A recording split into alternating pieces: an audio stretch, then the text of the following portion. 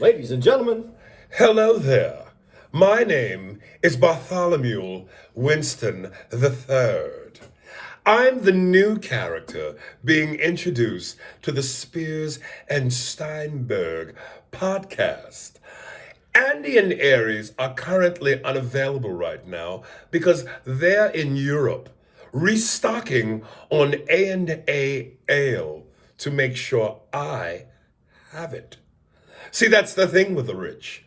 We're not like the poor. We get whatever we want first and foremost.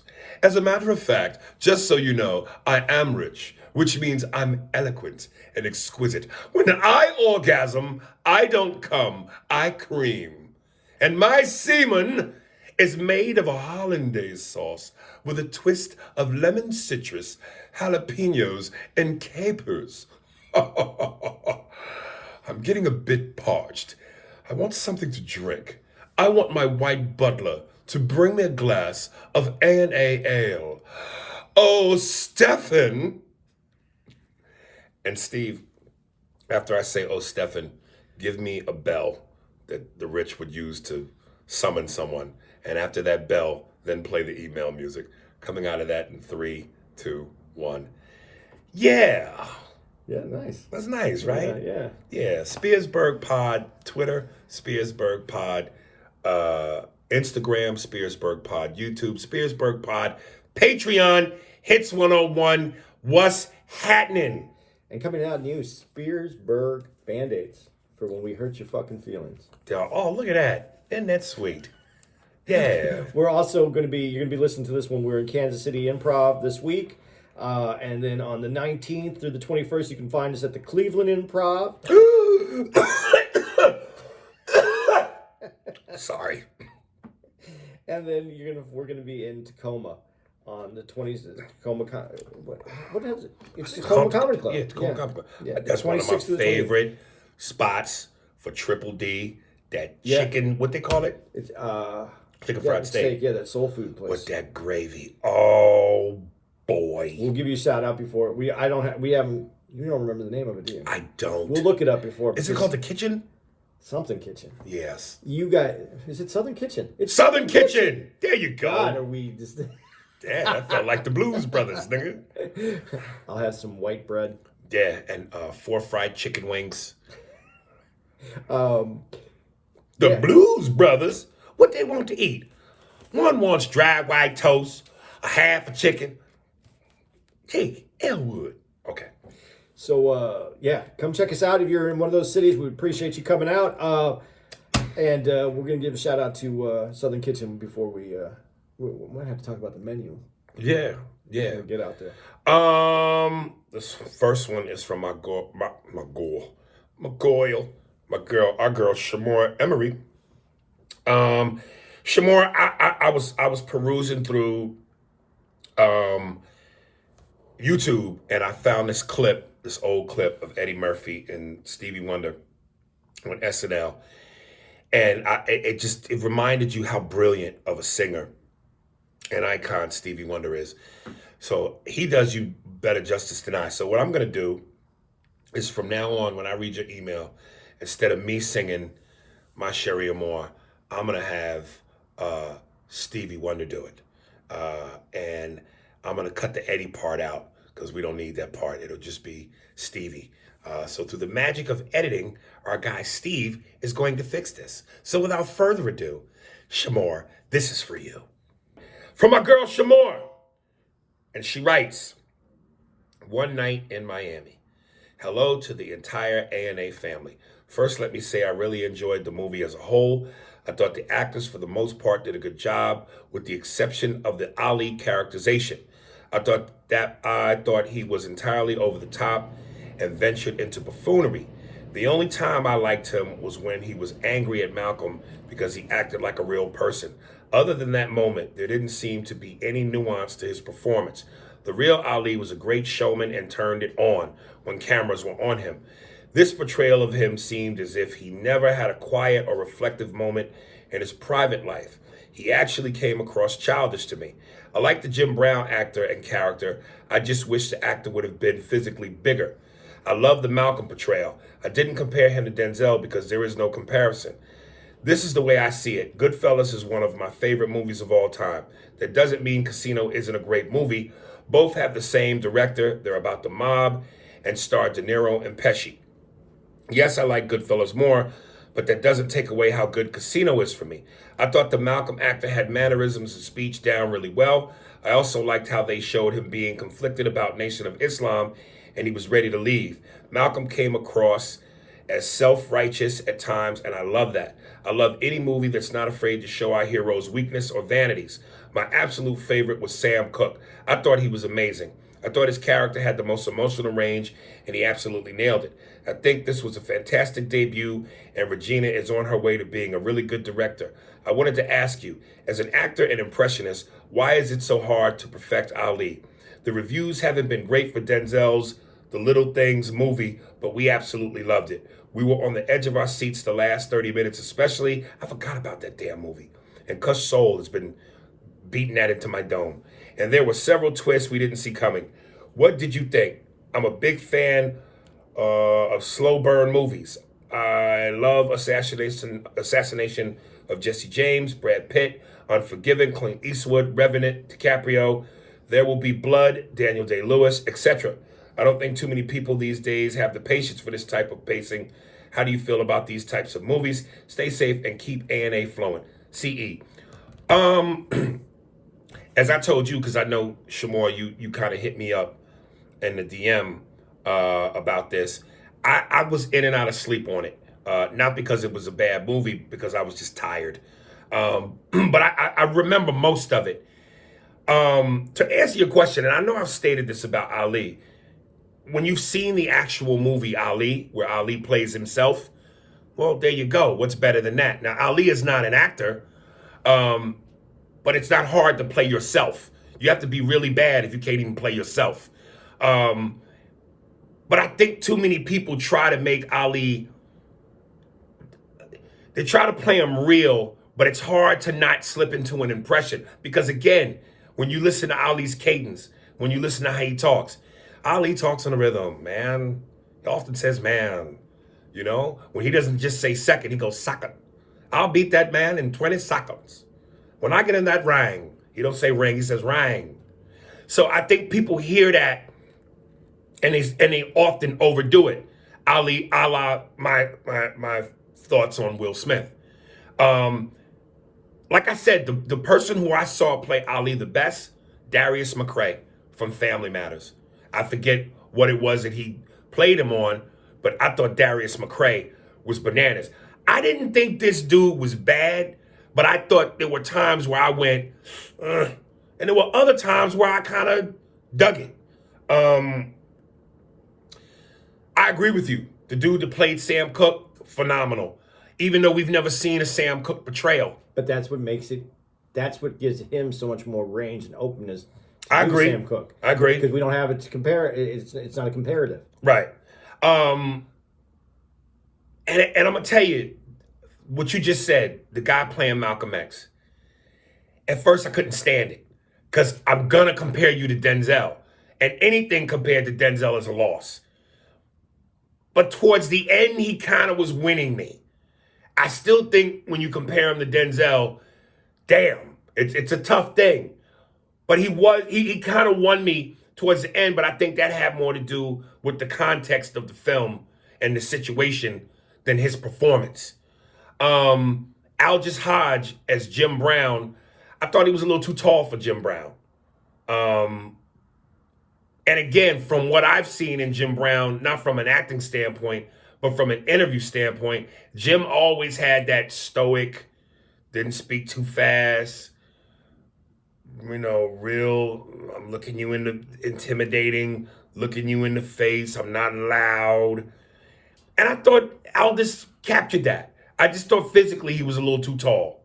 But again, as far as the movie, I have to watch it again to assess what I thought about the movie. Okay. Because I know what you told me.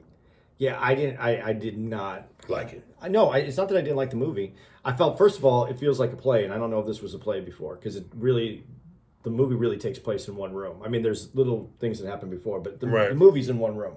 Right.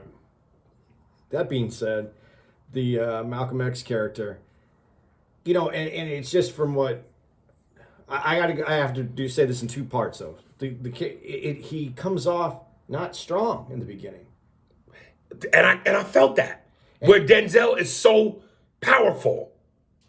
and there's an energy when you watch the speeches, when you watch him talk, even when he is not being not in a speech, in an interview, when he's just giving you his facts, his story, how the way he's portraying what he wants to let you know, there's an energy about him that I didn't think got captured. That Denzel did capture the energy. Right. So, but now here's where I pulled back a little bit on this after I talked to you about this. I also have to understand that this is in a room with 4 black men who could be 4 black men. Right. And they could display anything they wanted to in that room. And this isn't just 4 black men. This is for conquering their industry black men. At a very difficult time. At a very difficult time. So it's how they would interact with each other is completely different. So when you talked about Ali, I really got what you're saying about Ali, because Ali was very intelligent, and I could see him fucking with Jim Brown a lot more. Like Right. those scenes, that makes sense because they're both athletes. They both have this the top of their athletic game. That makes sense that they would have a different way of interacting with each other, almost in Ali's more, you know, like I hate to say this about Ali, but I'm and you might differ with me, but I would imagine that Ali and Jim Brown, if they were in the same room together, would kind of be a little bit like Shaq and Barkley, where they go back at each other. They have a little. I don't know if that's a great comparison because, again, Jim Brown was never a jokester. No. Even in Richard Pryor's joke, when he told the joke about Jim Brown coming to his house to basically say to him, "What you want to do, man? You want to get right? You want to get healthy, or you want to keep doing drugs?" The way he portrayed Jim Brown to be is the way Jim Brown always came across. I ain't gonna get loud. I ain't gonna talk no quicker than this. But the fact that I'm talking like this and I'm as physically imposing as I am scares the shit out you. If I get angry, I'm gonna kill you. So I don't know that him and Ali, he had that jokingness in him. But I think it would have been drier than what they do. Obviously, it would have stayed in that personality, but I'm saying Right. the back and forth, I think, would have been there that was kind of in that movie. There was a little back and forth between Ali and Right. That's what I'm talking about. Right. But there would have been a back and forth like that. Drier. Obviously, you're correct. It would have been drier as Jim Brown. And it was. I thought that those two together played off each other well. I understand the part about Malcolm X at that time, leaving the Nation of Islam, trying to figure out how he was going to. I just felt like he would have. I don't know that he would, even if it's with his friends and he wants people to come over with him, that you show. No, it didn't feel strong to me. Like Right. I think he would still want to display that strength, like he said, where he brought Ali in. And you would want him to make him understand, you know, I'm moving because it's better for. I just didn't get that feeling. I'm lost on the Malcolm X character. I really didn't feel like. And you know, I don't know if any of you would even remember or note this, but I'm gonna tell you the worst Malcolm X portrayal I've ever seen: Mario Van Peebles in Ali with Will Smith. Like, come on, man, come on now. Prior to that, we got Denzel. I like this dude's portrayal in One Night in Miami more than Mario Van Peebles, and I'm not trying to shit on Mario Van Peebles. Yeah, I like Mario Van Peebles. But he's you know, there's a pretty boyness. I don't know if model's the right. There's just something not gritty enough to me about him for Malcolm. And listen, when you talk about pretty boy, Denzel's one of the handsome, most sexiest men in cinema. But Denzel, like Brad Pitt, who is also that, is gritty. If you look at Denzel's body work, that motherfucker rolls his sleeves up. He plays in the mud. In terms of acting and chops and ability, I never got that from Mario Van Peebles. Ever. In what movie? In what movie can you name of Mario Van Peebles that you go, that nigga gets dirty? That's Denzel's whole filmography.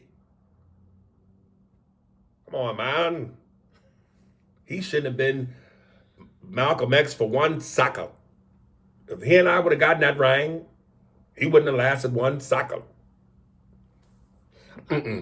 But there is something to be said about this is this is taking place as a movie, but it's supposed to be taking place as a private time between four Right.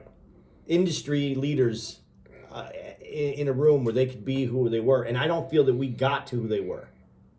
Right. And you know, I gotta, again, I can't dive too deep into all of that because, again, I'm being honest, I was in and out of sleep. I was trying to watch it, but I was so tired that I didn't really watch.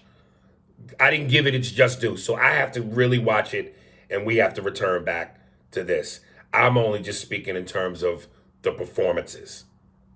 But again, towards the end, with some of the context, when guy that was playing Malcolm was trying to figure out the Nation of Islam and all of that, he was winning me over. But and when I look at Denzel, I just went, that's a tough act to follow, baby. The moment where he kind of gets me to go with him on it is when they're coming back from the rooftop. Right. And they're talking about the bodyguards. He goes, I don't get to pick them. Mm-hmm. And that's when I realized he wasn't in control of the situation either. So Right. he might have not been the Malcolm that we see because he's careful to control his presence when he's doing interviews. When he has those bodyguards and he's thinking of leaving, he can't just be like, yeah, well, Right. you know, it's very controlled. He has to watch what he's doing at that moment. So that gave me some insight. That was a moment that kind of made me realize, okay, he might not be the Malcolm that I have in my head and that I've watched. And frankly, I don't know I don't know you know, they always show Malcolm at home with the family in movies. Right. But I don't know Malcolm at home with the families. That's not how he's portrayed. Right. So You're talking about from a film standpoint. From a film standpoint. Right. So, but like again, going back to the Sam Cooke character, because there's less interpretation of Sam Cooke, he did a great job. I mean, it was great, but I mean, he didn't have anything that he was going up against. The Sam Cooke character. So I actually enjoyed the movie, but I watched it more as a play, and it was enjoyable. It would have been interesting to see how that would have felt on the big screen, because that's the other comparison. Yeah, that's true. When someone's on a big screen, that's literally a size coming at you, versus the television, which is a smaller box. So, well, and the other thing that's kind of just for this is when he's thinking about leaving the Nation of Islam. And then the thing where Ali says, the reporters came at him, and then Ali says, "No, I am Muslim." right. It gives you the feeling like, oh, Malcolm's going to get to bring out. I don't know what feeling it got. It doesn't go any further than that. This movie is like it says, One Night in Miami. It just gives you like hope, maybe. I don't know. Right. But it's. The only thing now, I really don't. I can't tear it apart any more than that. I didn't feel some of the characters in it. That's fair. That's why it's subjective, baby. Kenneth Salter. What's up, Aries? I wasn't sure if I had to email you or DM you, but I was wondering, you guys always talk about the 70s through the 90s on your podcast. I was hoping that you guys could take some time to address the 2000s. From movies, excuse me, to music, to fashion, to politics. I'd say the 2000s was a great time for black folks as well. Let me know what you think. I'd love to hear you guys' opinions on the podcast. Also, I've got an old Steve for you, which I will check out, Kenneth. I gotta almost do some homework. Because off the top of my dome, and from my gut feeling, from my gut feeling, the 70s, the 80s, and the 90s were so eventful in terms of big things that happened. And I'm not saying 2000s weren't, but they don't stick out to me. Like I could, again, for the music, it felt like in the 70s, 80s, and 90s, there were so many things that were introduced to life that we had never seen before that was a big deal. By the 2000s, other than, the internet and smartphones and things that are in terms of technology, I don't know too much that was life changing, that shifted the gears in such a way that it was like monumental. Nothing jumps out at me like that. Well, it generally takes 20 years for you to look at something as it's passed, and you need 20 years. We only have 1 year that we're past. It's 2000 that we're past. Well, 2000 is the year that we could look back. But now we're in 2021, so it's been 21 years. Yeah, but I'm saying that's the only year that we have. That's the first year. Right. It just, I don't know that it's long enough. I mean, history reviews itself. And honestly, what happens is that the 70s look cooler probably because we take away a lot of the shit that's fucked up. We kind of highlight the stuff that we enjoyed more so. And then the big things that are bad. And then we compare them that way. But I think it's still too fresh. I think only now is it kind of reviewable, the early 2000s. Mm-hmm. But it's not, enough time hasn't gone by. Yeah, and again, I'm almost quite sure I'm wrong. Just again, like when you think of the 70s, the bell bottoms and the afros and the things that were going on in politics and the reign and Muhammad Ali and sports and do you believe in miracles? Like you could go on and on and on, and from the 8-track player to so there was so many things. The 80s and the shoulder pads and the hair and the lifestyle and AIDS and sports wise went on in the 80s and in the 90s and Michael Jordan and so it's just off the top of my dome, other than 9/11, like I said, technology, smartphones, nothing is really jumping out at me like that. But it's an interesting look. So I think we'll definitely make that a talking point and do some homework on that. Appreciate it, brother. Lewis Blackshear. Questions for Aries. Hello, Aries and Andy. First of all, I want to let you both know I really enjoy the podcast. Y'all make me laugh so hard. I get lightheaded when driving my tractor trailer. Well, where the fuck do you live, nigga? I'm glad it's on tractor trailer, which means you in an open space and not on the freeway in your car. You don't want to get lightheaded then. I love each of your perspectives on everything. Ironically, I find myself in agreement with Andy about 90% of the time. Yeah, that's the end of this email. No. In terms of his wisdom, he applies to each perspective. However, the other 10% is simply our preferences for women. Although I've been married for 25 years to an amazing queen, like James Brown said, she's got to have a mother for me. Wow. My question for Aries is, are you opposed to being behind the scenes and writing? I asked this because I recently saw the video posted a year ago with Alex Thomas and your comments about being a court jester for Eddie Murphy. Of course, your comments were taken out of context. Let me stop, which is why I don't fuck with comedy hype no more.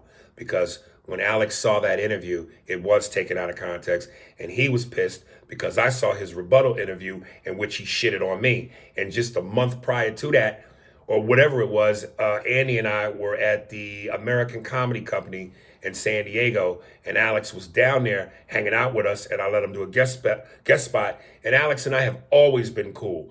So I hated that interview was taken out of context because when he saw it, it pissed him off, and he said a bunch of shit about me. And I called him up personally and said, hey man, that shit was taken out of context. Please don't be upset. But anyway, I digress. But Alex Thomas did make a valid point about networking. Just as your comments were about creating a business opportunities, I believe you have too much to offer behind and in front of the camera. What are your thoughts about networking and writing? Thanks, LB4. Dude, listen, money talks.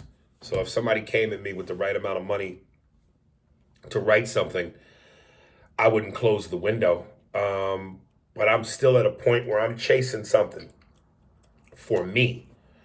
And for me, I want to see my success in front of the camera before I see it behind it. But hey, man, sometimes the wind blows you in different directions. You know, I'm working on a book right now, which is something that I never thought about doing, but I'm doing it. So you never know, man. Sometimes you want to gear the ship yourself, and sometimes the ship goes where the water takes it. So to answer your question, if the money was right, maybe, but that's not what my preference is. Can I comment on this? Please. See, I need all your wisdom and perfection, as he put it. Well, no, but here's the wisdom that I have for you. When you see a lot of people that move in different directions in this business, and you said the wind blows, it isn't necessarily the wind blows. Opportunities come up because of networking. He brought up networking. You didn't come up with a group. Your network, you've networked, you're at Mad TV, you have that group that you network. But it's different when you come up in a group of people, when you struggled for 5, 10, whatever years in New York or in LA, and you have that whole group of people that, a lot of people peel off from doing stand-up or even acting, and they go to the writing part or to the directing or producing, whatever it is, and they funnel you into those directions. And you didn't come up that way. It changes for you a little bit. I think it's more difficult for you in that aspect. I wouldn't doubt some of that.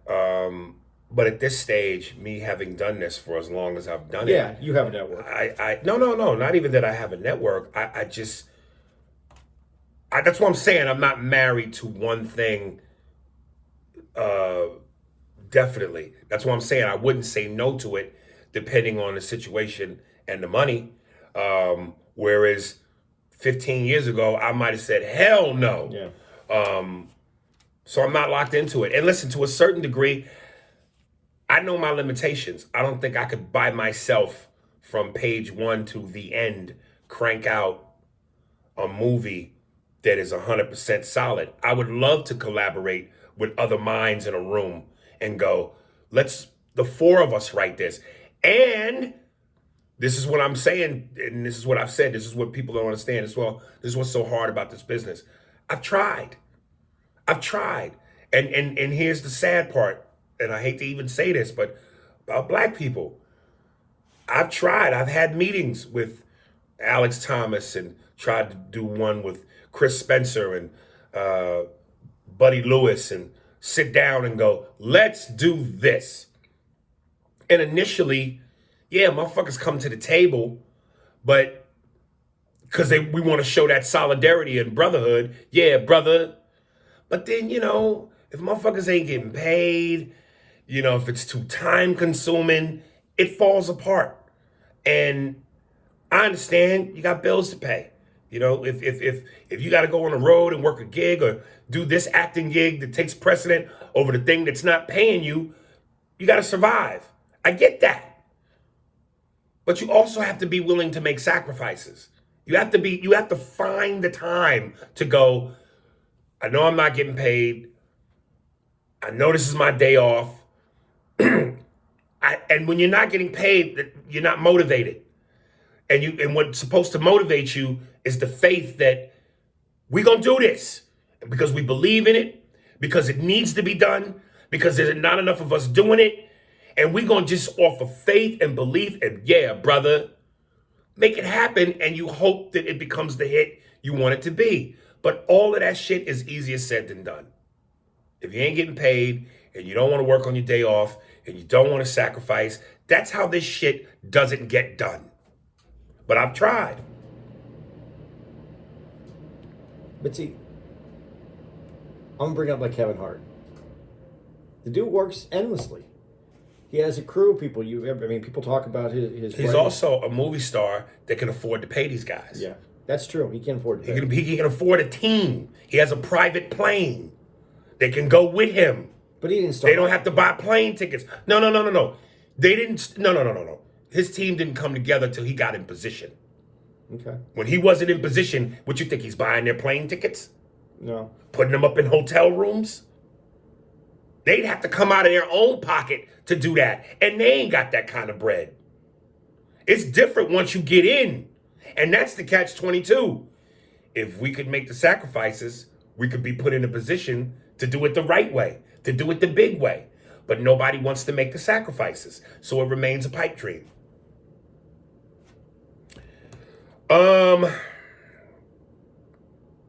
Telling you, man. Well, let me save that. Anyway, TJ, the issue of black women and their anger, and he was basing this off of, I think part of it is the Tiger Woods thing, and part of it may be the Michael B. Jordan thing. To all our black female listeners, get ready. Here it come. What up, Aries? Thanks for responding to my last messages. This message is a bit longer. I honestly could care less about Steve's daughter because I can't tell apart the IG models from the reality stars. All of the video vixens, the rappers, the singers, the strippers, the porn stars, the movie stars, YouTube stars, the socialite chicks. They damn near look identical sometimes. So I can't tell who's who because I don't keep up with that stuff. I'm just surprised that a brother like Michael B can't see the red flags on Steve's daughter. Excuse me. She was initially messing with Trey Songz, the R&B singer, and then was dealing with Lewis Hamilton, the race car driver. Then she was dating Justin Combs, P. Diddy's son. Then she broke up with Justin and moved on to sexing with Diddy. Okay. Then she dealt with Future, and Future has 30 plus baby mamas, and all this happened within a 3-4 year period, and now I guess the girl can add Michael B as a notch to her belt too. So I just feel like the Italy vacation backlash that Michael B got online from American black women in 2018 forced his hand, and this is how we choose to quell their anger. It's called, and he puts in caps, pressure. And I guess he's dealing with a in caps, ton of it. But he's a grown man, and this is his decision/choice, and I wish the brother the best. Can't wait for Creed 3. In response to the comments about the history behind black women's anger and all that, I don't deny that true history. You are right, Caps. However, answer me this. How many American black women get angry when they see Serena and Venus Williams' husband? How about Kamala Harris's husband? Their husbands are all white men. How, and then in big, bold print, angry were American black women when they used to binge watch TV program Scandal with Kerry Washington. The show was on for 7 years, and black women en masse would cheer every week nationwide for Kerry as she lusted hard for a white man. You get what I mean? I understand history and the girl next door always being a white thing. I get that, but it seems like American black women reserve their right to date, fuck, and marry interracially on any level if they so choose. And when they do, they are praised, and no one judges or bats an eye. But let one of us American black men do it, and all of a sudden we're, in big black bold print, betraying the black race and black women. And we get venom from them. When they do it, it's because they found love. When we black men do it, we are breeding, and all this talk of eugenics and facial features, hair texture, and all that stuff comes up. It makes no damn sense. Aries, you and Andy also had a discussion about aesthetic types and the shapes of eyes, nose, lips, and hair texture, etc. For me, I'm similar to you, Aries. Attractive is attractive. Dark, light, medium, brown, or pale. I've seen all types, and I like it all. All ethnicities have their own unique types of beauty and ugliness, too. I've seen it all. I have no preference. Attractive is attractive. But I think one thing that we're leaving out is personality and culture. It goes back to one of your classic bits, Aries, from back in the day about how you feel more comfortable dealing with American black women. Your bit is very funny because in that regard, I am the opposite. And the truth for me is simple. A woman who is nice, friendly, loving, and caring and is attractive is more my speed. But you got to be careful there, brother, because when you say that, you almost make it seem like you're excluding black women from that, like they're not capable of that. Now, let me finish. A woman who has those qualities of being beautiful inside and out is what turns me on personally. I like sweetness and kindness. Some of your listeners might not like what I'm about to say, because it's a generalization, but young American black girls and our culture, in caps, don't learn that kind of sweetness because they get influenced by other forces at very early age, and this influences the type of women they become.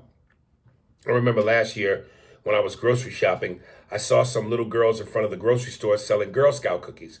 It was 2 white girls and 1 Asian, and 2 white soccer moms watching them selling the Girl Scout cookies. And I thought to myself, wow, these young girls are learning salesmanship skills, teamwork, entrepreneurship, and how to be nice to people and how to sell and advertise. Let's keep it real. What do young American black girls learn at that age? They're usually learning to have an attitude and twerk their asses really hard. It's just the truth. I'm going to stop right now, dog, before I finish, and you ain't got but a paragraph left. The black women, the cocoa butter is boiling, nigga. Where black women get the burn marks on the back of their neck from the hot comb, that's the sound of the cocoa butter and the pink oil moisturizer sizzling, nigga. And I'm going to tell you where you're fucking up. And I can almost tell, okay, let me finish. So there's a reason why some American black men stop dealing with black women. It's not always eugenics, colorism, and hair texture. Sometimes it's personality and culture. Simply put, some brothers want someone who'll treat them nice. It's not the rocket science or bioeugenics. It's about having having table manners and being a nice person. Mel Gibson's Braveheart. Are you ready for a war? Black women are charging the field, nigga. Here's your mistake, TJ. And I've seen too many like you when I say this. And when I say like you, I don't want you to take that as an insult. You are so painting a broad picture with a broad stroke. You are so painting a picture with a broad stroke. You have, and this is so often what I tell Andy. But I think the difference is sometimes I know what Andy means, but he doesn't always articulate it the right way. I don't think you have a problem with articulation. I think you mean what you say. And therein lies the problem, is that you're painting a picture with a broad stroke. You say that like you've been hurt, and you say that like like every black woman is this way. You cannot do that. Listen, I've made posts about it. There's a lot of black girls, women, that twerk on Instagram, shake their ass, and do all the stereotypical shit. But there's a lot of black female intelligence out there, surrounded by the same kind of sexiness and beauty. You can see pictures of cops, female cops in uniform, and then right next to that is that same cop in her evening wear. You can see a picture of a black woman dressed as a professional doctor or a nurse, and next to that picture is a picture of her in her evening wear. You can see a picture of a young black woman in the military dressed in military garb, and next to that is a picture of her in her evening wear. Night and day. The beauty is just the same.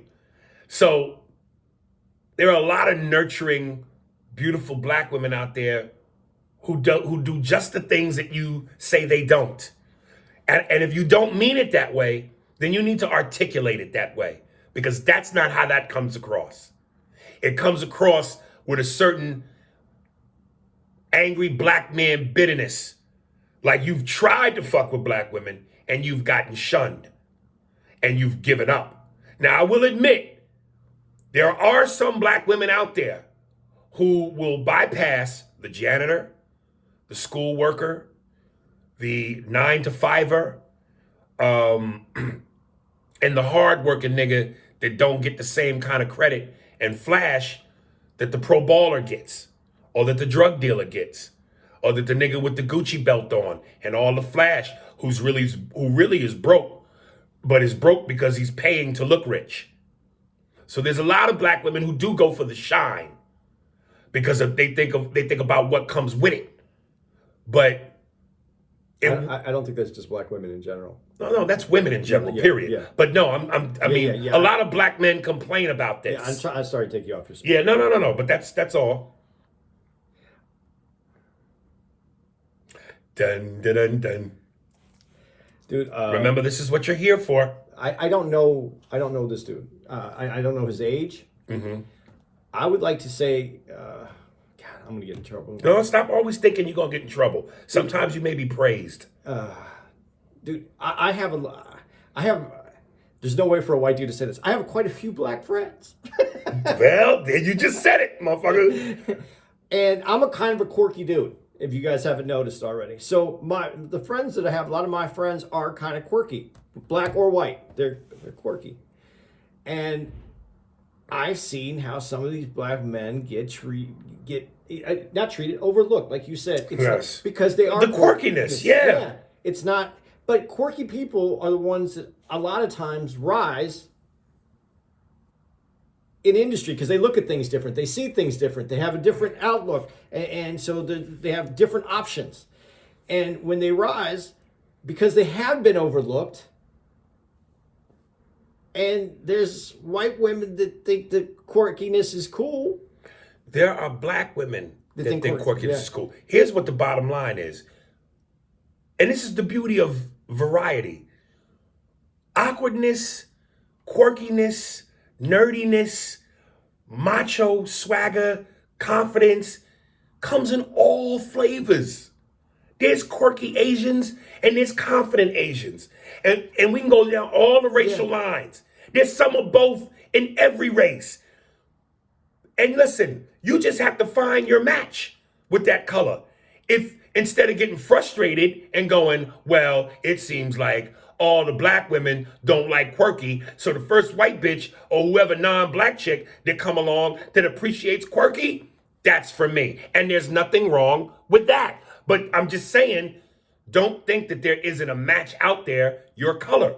Because, listen, a lot of black, and again, I said this, niggas have confidence. That's why we wear purple suits and gaiters and loud colors.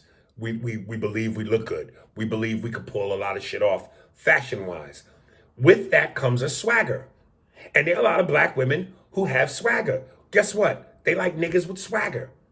And if you're a quirky brother, that means you really don't have swagger. So you're going to get rejected by a lot of black women who are looking for that match. Again, if you find an Asian, a white, a Hispanic that's quirky, racist, right? Yeah. That likes your quirky, be happy. But don't think that there aren't black women, because there's some quirky black broads out there that are nerdy too. And a lot of times they'll end up with white dudes because there is more options in quirky in the white community because there's more white people. And y'all are some quirky motherfuckers. So that's why you dance the way you do. So that's part of it. Yeah, you know that's. But what I want to say is I didn't know his age, and I think that this idea is changing though, because I see the youth is different. The youth is quirky. Some of them, but I think it's open more to being a little different. And I'm not just talking about the black community. I'm talking about in general. It's not, they always used to say, "Oh, you're a nerd," and nerd used to be a negative.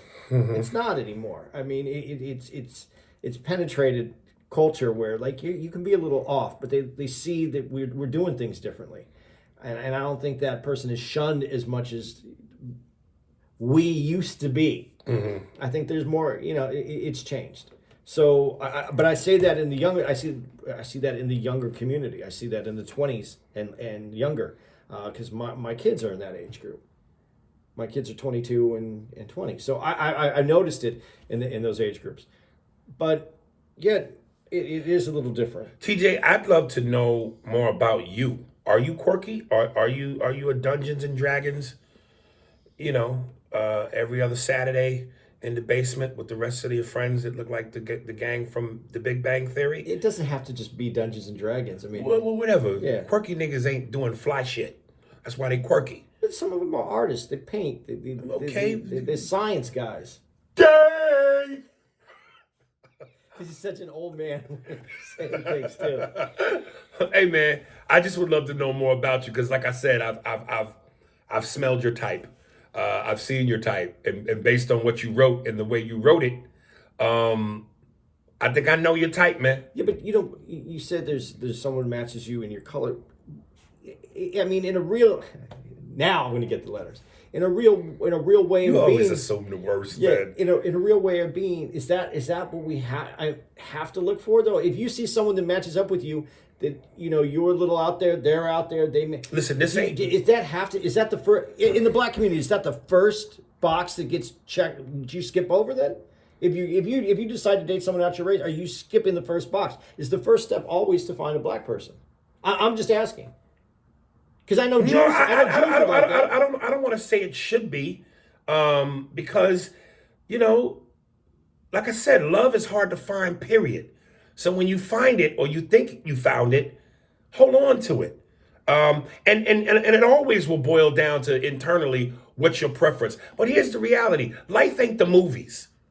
So when you see movies like Hitch, and you see a character like Kevin James, and he gets the blonde, skinny, lean, beautiful model-looking chick, even though he's the awkward type of dude, that's not reality. Does that happen? Sure. Anything goes. But that's not the fucking norm. A nigga like Kevin James and that character does not get that woman. That's bullshit. It's a movie. That's fantasy. But you just said it does happen. Rarely, nigga. It's like finding dinosaur bones. Dude, but you said rarely people win the lottery, but everybody plays. Okay, but if everybody plays and... But you play them because you hope that you're going to get it. Well, keep living on hope. See how far hope gets you. The hope is you win it. The reality is you better take your ass to your job on Monday. Because if you hoping you're going to win and you go, I ain't paying my rent and my bills because I got hope, your ass is going to be homeless. No. The reality is take your ass to work. You can keep hoping, but until you win the lottery, that 9 to 5 is going to keep your fucking lights on. But also going back into this a little bit, reversing on this a little bit. You know, you said love. And here's the thing, I'm just saying this. Love is easy, man. Love is just when you see someone you like. This is why this quirky people, we're likable. You don't fall in love with us, you like us, and then you fall in love with us. Well, I gotta like anybody first before I love them. No, you see someone on the street, you have a drink with them. That moment, there's a mental. You just met them. Emotional, where you just met them. Where you think that they're beautiful. You just met them. Yeah. Yeah, you trying to fuck. Yeah, that's what that is. That ain't love. No, but that's what most people can think of. That that's feeling. lust. That's that lust. feeling that you get. That feeling goes away when you come on our chest. Yeah. But people miss what you need in a relationship, I think. In the beginning. Not me. I ain't no quirky nigga. Q Vita, 1775. New fan. Oh, this is nice. Hello, Aries and Andy. I have become a new and dedicated fan by binging the podcast and now contributing to the emails. Aries, I first saw you on Nick Turturro's podcast, Breaking Bread, and you were hilarious, which prompted me to find more info and content on you. I have to say, you are grossly underrated, and that is a crime. To Andy, never heard of you until I started listening to the podcast, and the chemistry between you and Aries is phenomenal. I am not going to lie, though. Sometimes when you try to find the benefit of the doubt on both sides, it sets me off, but it shows how good-hearted you are in trying to find the good and the humanity in people. Like the both of you, I love The Sopranos and have 3 interesting questions.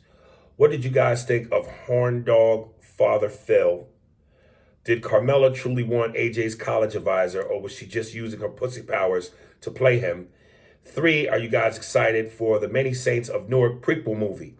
It also features another great comedian, Joey Diaz, who looks like Big Pussy. Once again, you guys are freaking awesome, and I will be listening to every podcast that drops. P.S. Quick mic drops. Big L is one of the best New York City rappers. I second this. This is Aries Spears saying this. Aries needs more TV movie roles. Mad TV is 1,000,000 times better than SNL. Much respect from Eddie. Oh, well, thank you. To answer your questions. 1, what do you guys think of Horn Dog Father Phil? I never got that he was a horn dog. I got that he liked to use women to get other things he enjoyed. Company, conversation, food, wine. I never got that he was trying to... You don't think he was trying to smash? No, because a man that's trying to smash tries to smash. And Carmela was flirting with the idea of fucking him. Yeah, but he can't because he's the priest, so... When has that stopped him? They fucking... He wasn't a little boy. I mean, this was I'm glad you said it, because I was going there, nigga. It's a woman. Yeah, but if he wanted to smash, I think he would have smashed. And it's Tony though. But It's Tony's wife though. He also knows that. Like if it's the regular, if it's a regular civilian out there. I think if that was a true character trait, they would have established that. But he was a user.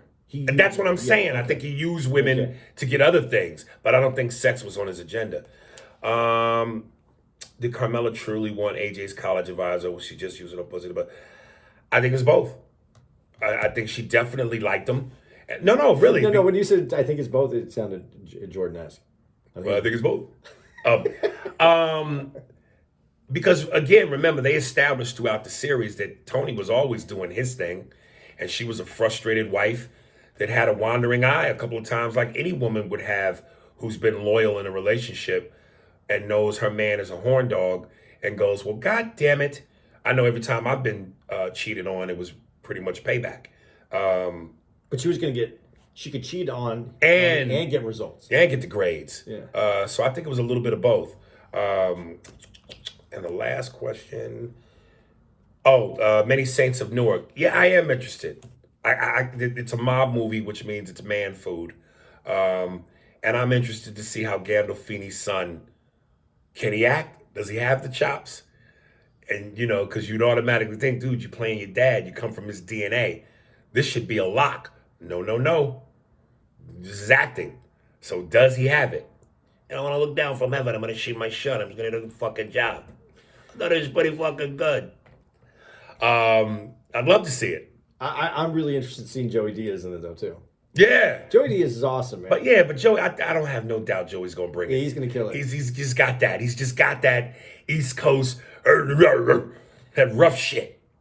To go back, it was one of your questions where you said I always try to see the good on both sides. I'm going to tell you, in most situations, there's some I can come up with that are not good situations, but there's always two sides to each of these events, and not everything is horrible, as I just have pointed out before.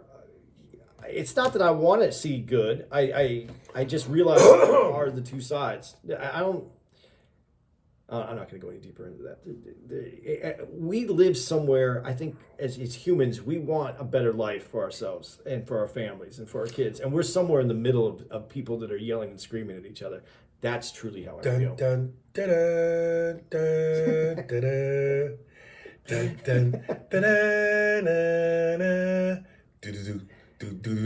dun, dun, dun. All right. That's why he's capped, man. Now we're going to go out with a bang, because we got about 8 minutes, maybe 7 or 6 minutes left. And I pre-gave Andy this email so that he could prepare for this. And I didn't. You didn't? No. You didn't do no homework? No, because I'll tell you. Go ahead. Did you lose steam?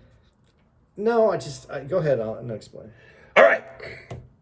From one of our other bitches. Because I never actually do any prep. And so I didn't want to do prep for this one either. I didn't think like I needed to do that. What, prep? I go off what I feel. All right. It's from our girl Farrah.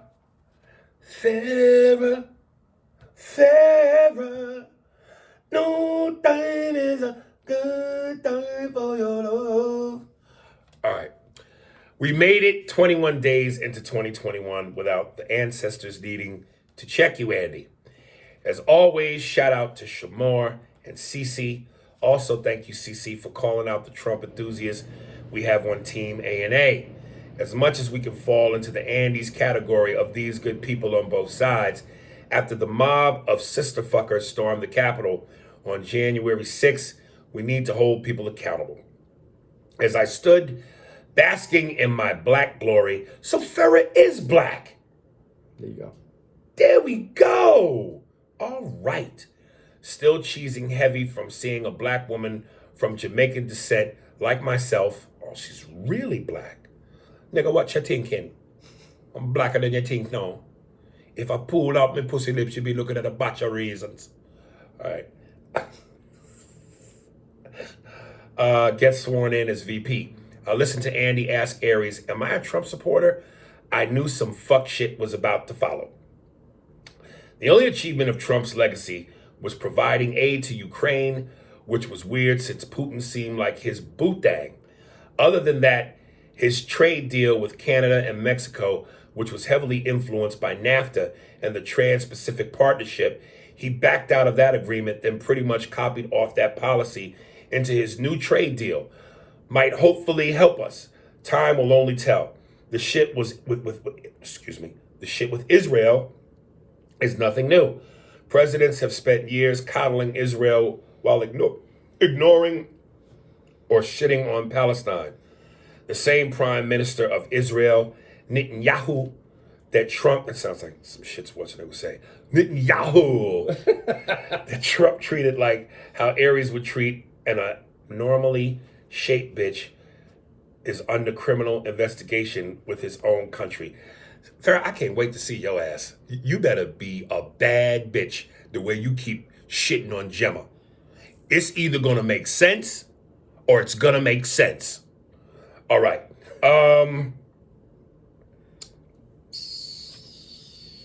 Criminal investigation within his own country. But anyways, other than that, Andy, what did Trump do that helped the common man? And yes, Trump is no longer in power and we should move on, but let's not rewrite history, my beloved. Below are some of the, in effect, deregulation policies Trump enacted. Everyone loves to cream their shorts over deregulation, but do you truly know what is being deregulated? Endangered Species Act, pretty much fuck polar bears. Temporary H-2A affects temporary personal labor, aka Mexicans and rapists or murderers. Throwback. Visa flexibilities. Also, why does no one mention that they ended up paying for whatever that no one mentioned that they ended up paying for whatever wall he built instead of Mexico paying for it? Traveling with service animals.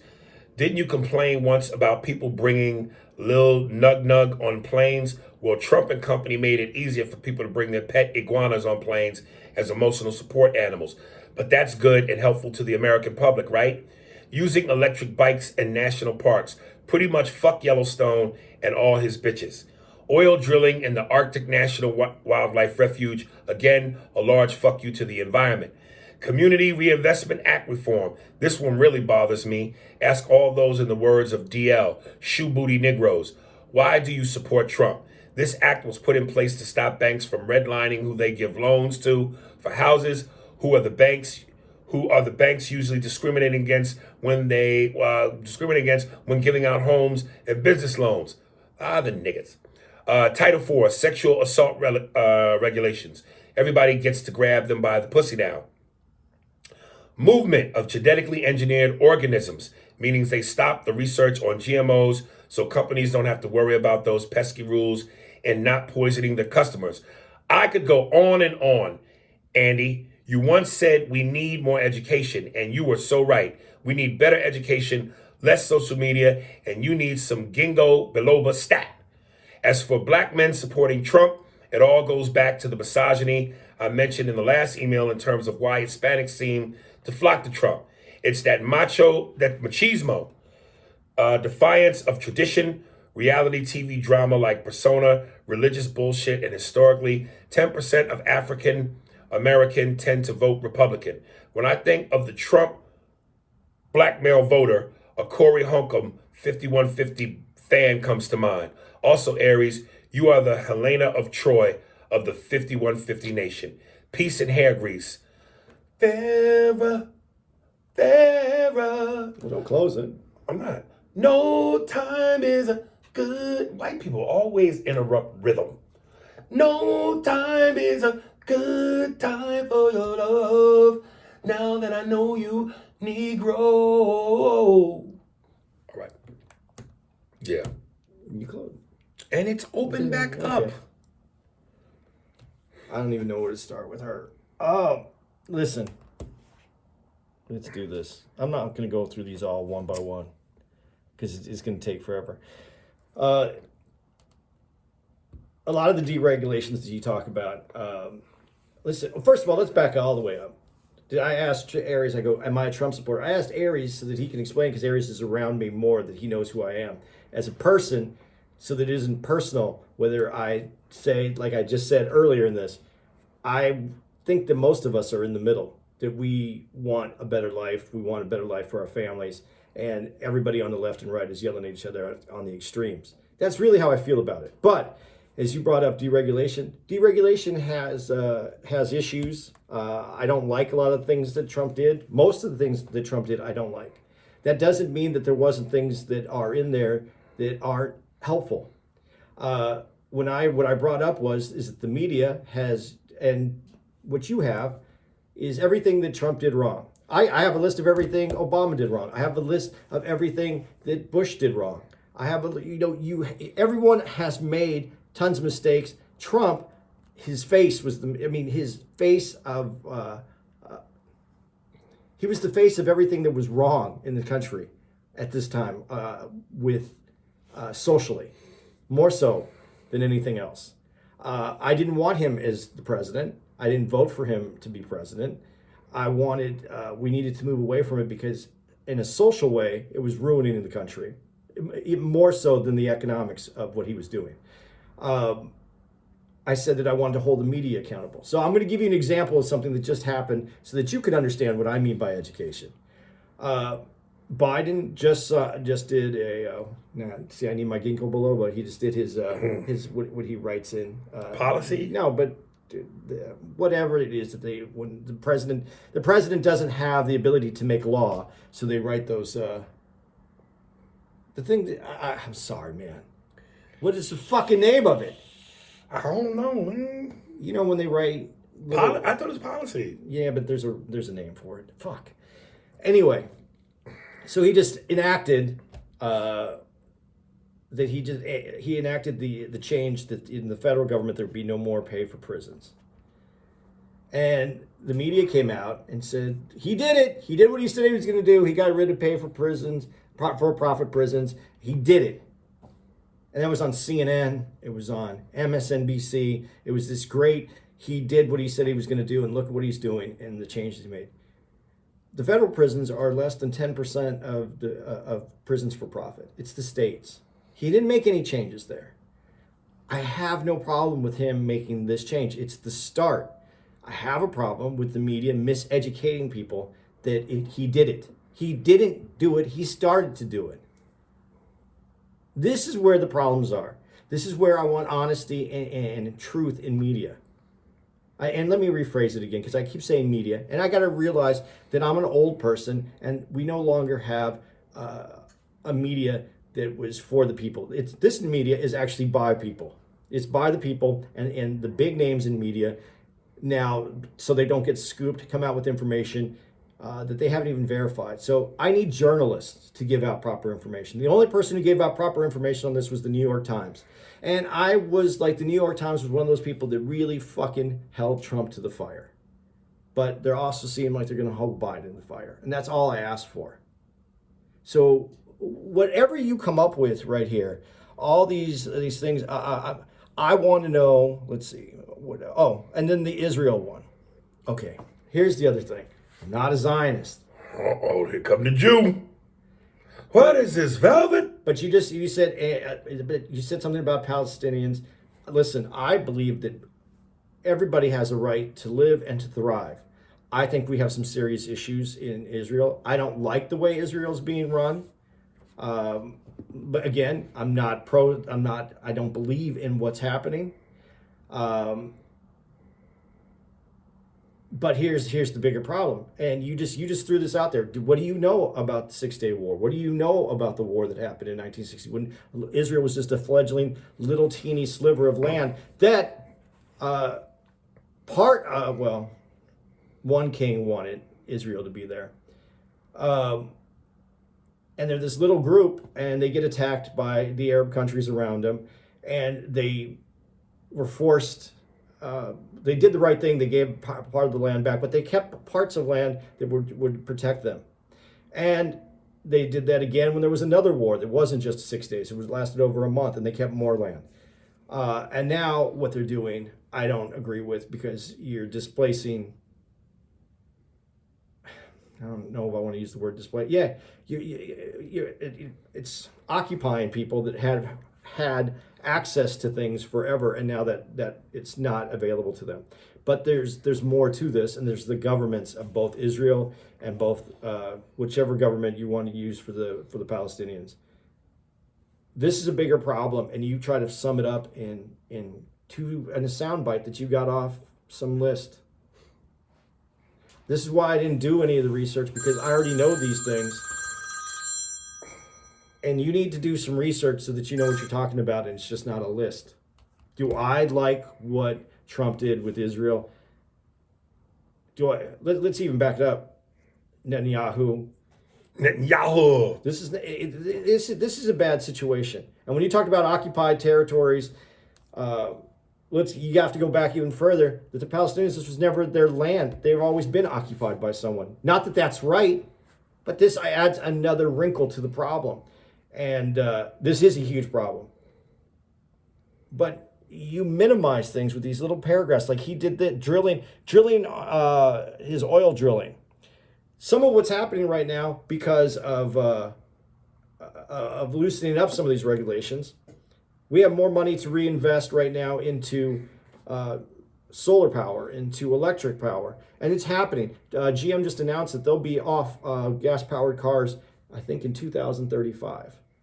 This is where it's being done by the market, is moving us into this direction. And this is the better parts for us. I know people complained about Trump and his, he actually raised the price. It ended up costing the consumer more because he raised the price with the tariffs. It's costing us more. But the reason those prices got raised is because we couldn't manufacture it here for the same prices because of our regulations. So it's raised the price of them so that we can actually get more competitive in some of this. Do I like Trump as a person? No. Do I think that all of his policies were bad? No. Do I think all of his policies were good? No. It's that simple. But I can say the same with Obama. I can say the same with Bush. I can say the same with Reagan. I can say the same with other various policies. Keep my boo-boo name out your mouth. The other problem that I have, that we did this all based on race, and we made him a racist, like with the wall. When you talk about the wall in here, the wall has always had support from both sides until Trump made this a racial issue, and then he pushed the nuclear button on the wall. The wall had money before Trump was ever there. Both Republicans and Democrats approved the wall and the spending for the wall before Trump was ever around. He just was able to make this part of his deal. And when we talk about racism in this country, and we talk about you want to make Trump the racist, I'll take you back. And Aries likes to say that Trump is the worst president. I don't think he's the worst president. I think it should be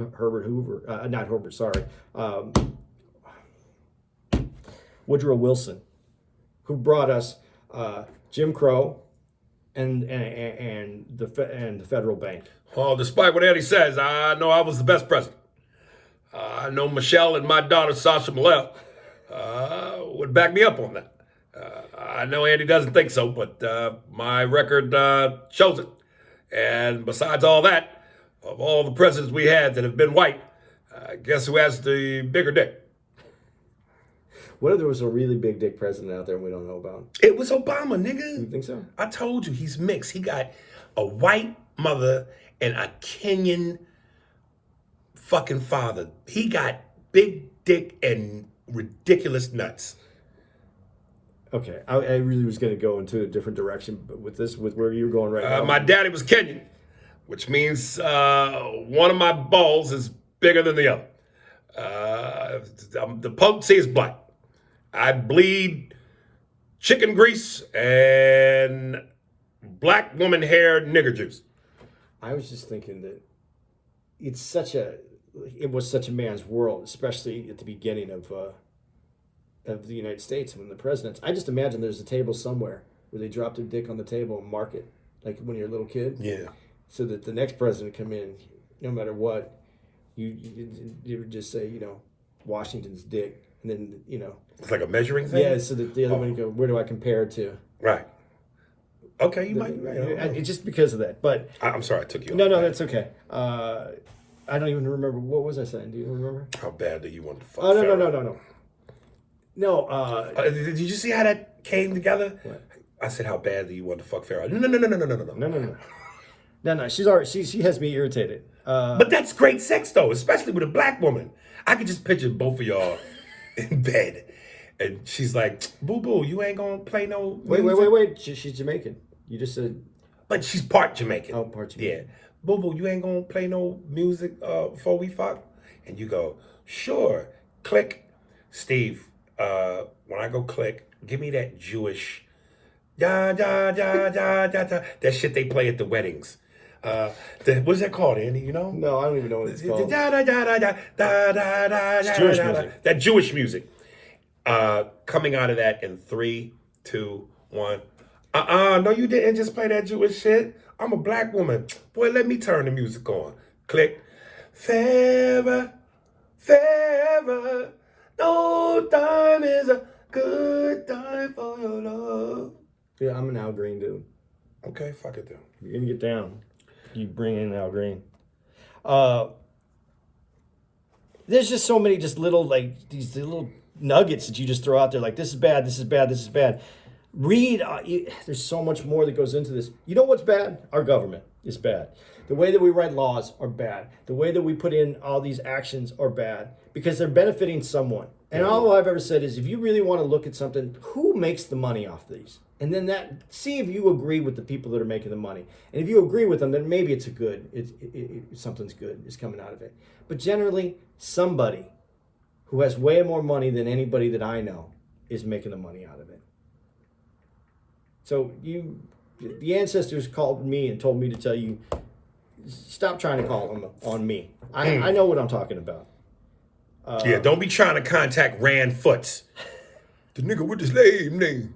How I feel about Andy and his criticisms of his assessments on colloquial politics. I ain't supposed to know a word like colloquial. I'm going to give you one on the GMOs, and I'm against the GMOs, and I really think that we do need a lot more research on it. But we have more people in this world than ever before, and we have more fed people in this world than ever before.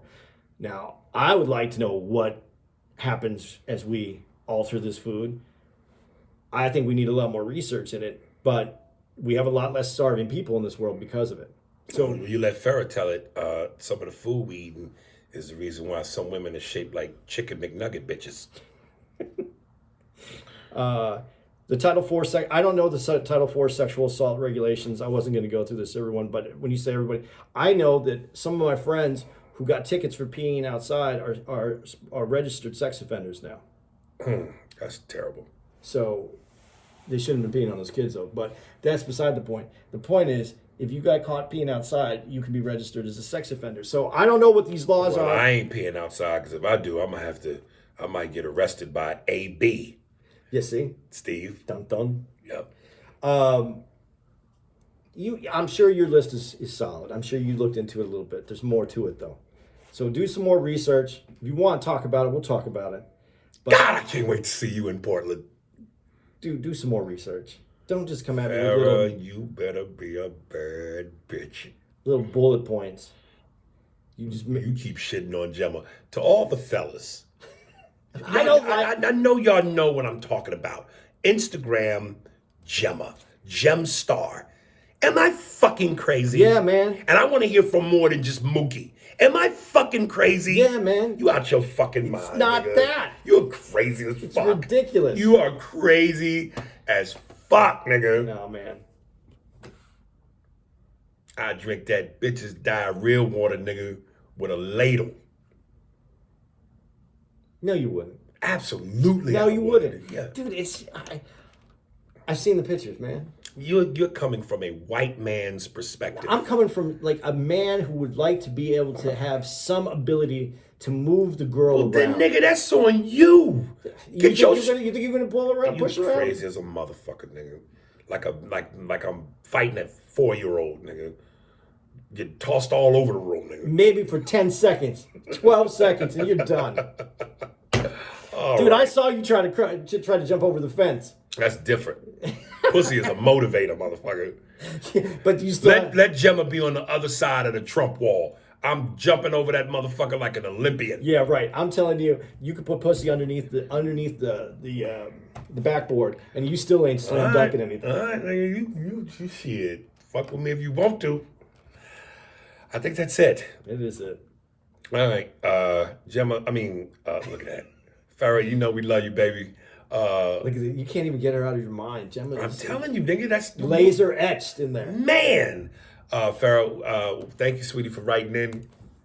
Can't wait to see you in Portland.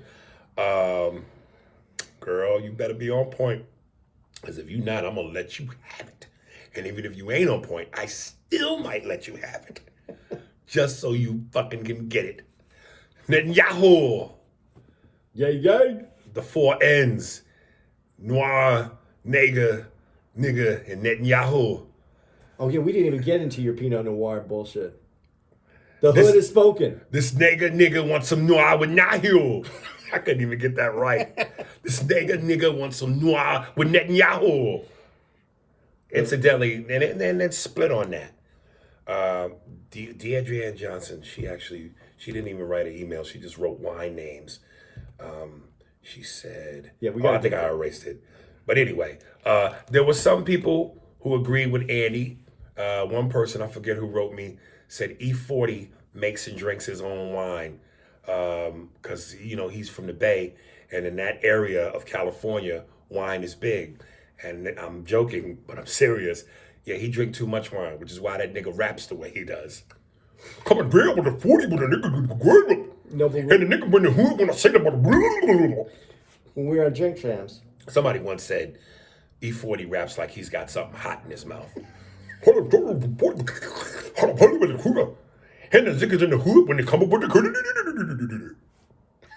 But go ahead, you say what? Someone said when we were on Drink Champs, Noriega talked about drinking Pinot Grigio and Pinot Noir. Yeah, he's a weird nigga though. Nah, man, I think he drinks everything. You underestimate the hood, is what I was saying. I underestimate Pinot Noir. You underestimate people. People, Niggas don't drink wine. Yeah, everybody drinks wine. Not everybody drinks wine, but everybody. I mean, it's wine. And if you're gonna have wine, have a good wine. And Pinot Noir is fucking the shit. All right. Artist from, I want to say the song is called Pressure, from Giovanni Dubozzi. This nigga sounds like he drinks wine. Giovanni Dubozzi. The third? No numbers, just, At the real Giovanni 609 at Gmail. Well, that's his email. Why would he give me that? Anyway, song is called Pressure. He didn't really give me his handles, but anyway, enjoy. Giovanni DeBose. It's either DeBose or DeBose. You don't want to give him the email? They can email him directly. Oh, okay, yeah. TheRealGiovanni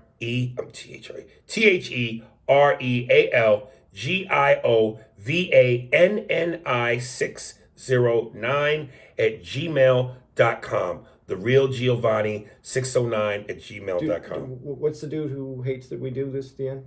Eric Venable. Yeah, you have his email now, Eric. Let this motherfucker know how you feel. It's like that great scene in Carlito's Way with Al Pacino when Sean Penn was upset that the Italian mobster was dancing with Gail, and he called him all kind of spics and wops. You shouldn't hold nothing like that inside. You should let him know how you feel. So let him know how you feel, man. It's called Pressure. See you niggas next week. Oh, and always email me, AriSpears45 at Hotmail, so we can read your shit and your opinions on this bitch too. Don't forget we're in Kansas right now. You can come at Kansas City Improv. Come check us out this week. Gates Barbecue, like we always get. Yeah. Oh, yeah. Yeah, I'm excited. I got excited. Sounded like Whoa Vicky, nigga. I know. Yeah. I got excited right there. There you go. We out.